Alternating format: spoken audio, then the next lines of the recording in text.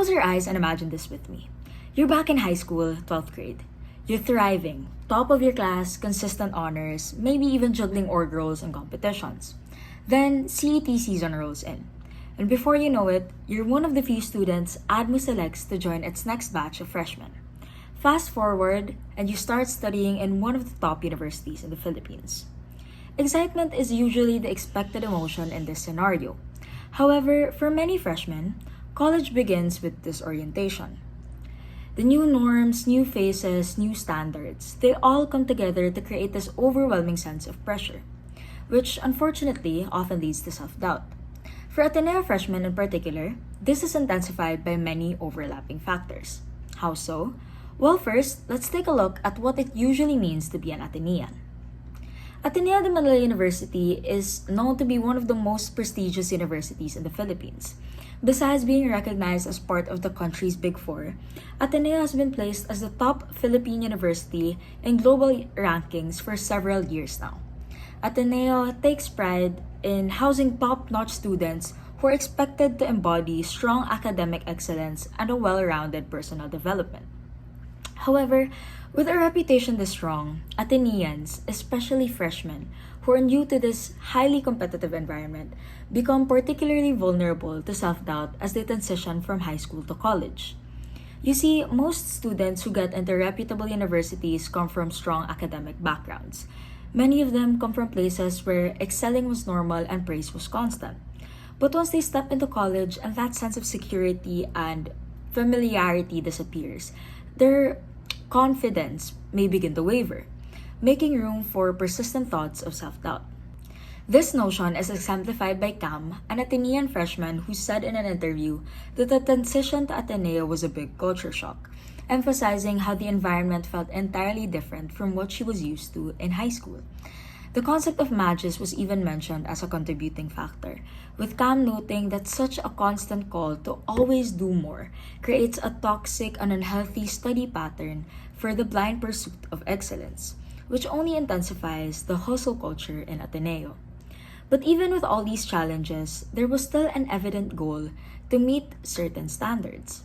Jake, another Atenean freshman, put it simply, "I feel pressure driven by my desire to excel and continue being an academic achiever."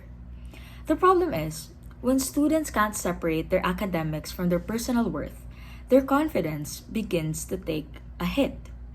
Jake also shared that whenever he gets low marks, it immediately affects how he sees himself, making him rethink his abilities. So how do freshmen usually cope? Well, most turn to two places. One is professional support like counseling, and the second is informal support like friends, blockmates, or orgmates. Counseling can be effective.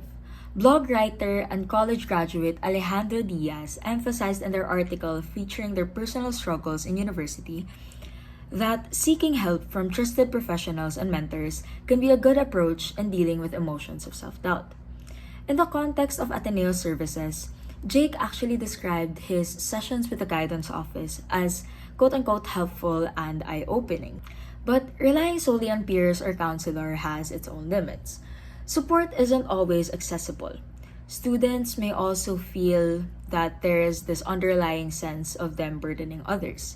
And most importantly, these solutions only build external validation rather than building a more personal and internal coping mechanism. They offer comfort, yes, but only temporarily. That is where the new proposed solution comes in. An Ateneo freshman struggling with self-doubt during college adjustment period can make a structured personal reflection and goal-setting journal that can be a space where they can track their progress, process their emotions, and evaluate their learnings or personal growth. How it works is that every week, freshmen using the journal will, number one, track what they accomplished each week, number two, identify which goals they weren't able to meet, number three, process the emotions tied to these experiences, number four, reflect on what they learned, and finally, set new goals with intention for the following weeks. Now, why does this matter? This solution matters as it builds internal coping mechanisms, the kind that last. They learn to separate who they are from how they performed in one quiz, 1 week, or one semester. It is also incredibly feasible. It only requires a few minutes per week with no special tools and no emotional labor required from friends or from other peers. This kind of journaling isn't just a form of emotional release, it is emotional strengthening. So, for Ateneo freshmen battling with self doubt, this reflection and goal setting journal isn't just a tool. By learning to reflect intentionally through this setup, students may develop a sense of self awareness and eventually a healthier self image, which they would need to thrive. Over time, this can help them to navigate through future pressures and challenges of university life more independently, even as they finish freshman year and progress through the rest of college.